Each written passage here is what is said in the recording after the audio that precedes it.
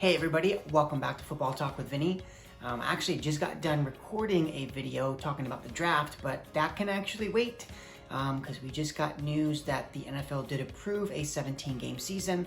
So obviously I'm going to talk about that first. So this will be the first video coming out. So if you weren't already aware, the NFL has 16 games in a regular NFL season, right? It's 17 weeks, but each team gets a bye week. So you actually play 16 games in this 17-week season with 1 week off. But with the new approval, what they did was instead of having 4 preseason games, you're gonna have 3 preseason games. And now there will be essentially 18 weeks in the regular season, but teams are going to play 17 games. A little confusing. Hopefully I can clear that up for you. So if you weren't aware of how like the NFL schedule usually they determine it is, so obviously there is 8 divisions, there's 4 in each conference. So we'll just use the Dallas Cowboys division because it's my division, right? So let's just say, again, Dallas plays in the NFC East. So obviously you would play the other 3 teams in your division twice a year. So that's 6 games. Now what happens is there is a predetermined division you're going to play inside your conference, which is the NFC. So again, there are 3 other divisions, so it's on a 3-year cycle. So 1 year, the NFC East will play the NFC West. Maybe the next year they'll play the NFC South, and maybe the next year they'll play the NFC North, right? And then it'll go back. So that is essentially 4 more games. So now that puts you at 10, but again, there's still, in the normal schedule, there's still 6 other games unaccounted for. Then what they'll actually do is they'll pick a division outside of your conference, so a division in the AFC, and that is actually on a 4-year cycle, right? Because now you have the AFC East, the AFC North, AFC South, and the AFC West. So that's on a 4-year cycle, and it rotates on which division you play in a given year. So now that is 4 more games. There's still 2 more left. Now, the way that is determined is, let's just use the NFC East as the example. Let's say they are playing the NFC West this year, right? So that means they're not playing a team in the NFC South or the NFC North. So what you do is you take those 2 divisions and you actually will play the team that finished in the same place as you. So again, if you're going to use the Dallas Cowboys, Dallas came in, I believe, 3rd in that division, just behind Philly was the only team that was worse, right? So Dallas would then play the team that came in 3rd place in the NFC North and the NFC South, right? If you were going to use those 2 as examples. So that's really how the 16-game schedule is, determined. Now, obviously, they are adding a 17th game. So how are they going to determine that?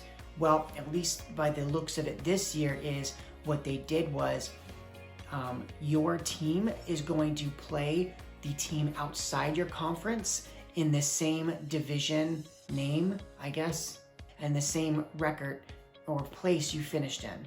There's probably a better way to phrase that, but I'll just use the example, right? Going with, again, the NFC East. So this year, actually, by looking at the schedule, the NFC East and the AFC East are really the 2 divisions that you look at for that 17th game.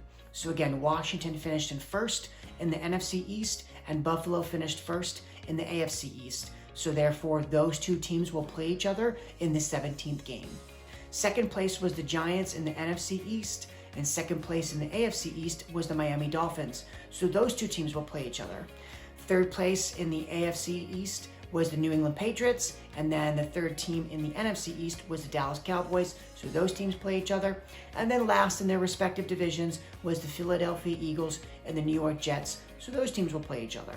Now normally, because the schedule was even, half of your games were at home, half were on the road, so now they're only adding 1 additional game. So what are they using to determine who plays the home game? Well, the way that it's read in the post on NFL.com is they are going to alternate conferences. So this year, all the AFC teams will get an additional home game.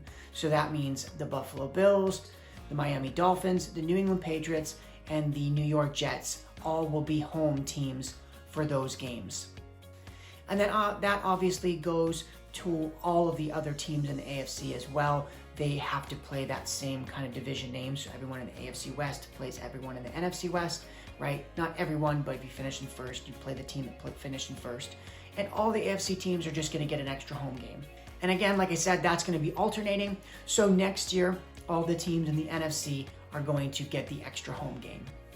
Now, normally there is 4 preseason games, so to make up for adding the extra NFL regular season game, they're taking away a preseason game. Now, a lot of NFL players actually have voiced their opinions, and the fact that they don't like adding that extra 17th game.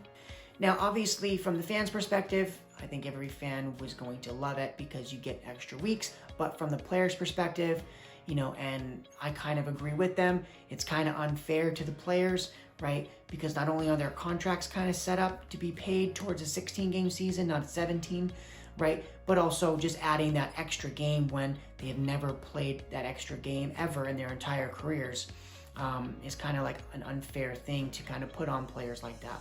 And I think I was reading it was the first time since 1976 that there was any change to the NFL schedule. I guess there is a positive, at least from the player side, is obviously it's not really going to take effect right now, but as the seasons go by, players will and should probably break some records in the contracts that they do negotiate, because now that there's an additional regular season game, there's a lot more revenue coming in from that extra week of having all 32 teams play an extra game. So with that extra revenue that's coming in, it's going to make the players share a lot more than what it's going to be, which means players are just going to be able to get paid more money when their contracts are up. So as of right now, again, most players are on that 16-game kind of salary, but as players become free agents and get big deals, eventually it will adjust. So you probably, in all likelihood, over the next couple free agency periods, you can probably see like deals being broken, deal after deal after deal, because now you're essentially negotiating off of a 17-game regular season, not a 16. And that's actually going to do it for today's video. Didn't want it to be too long.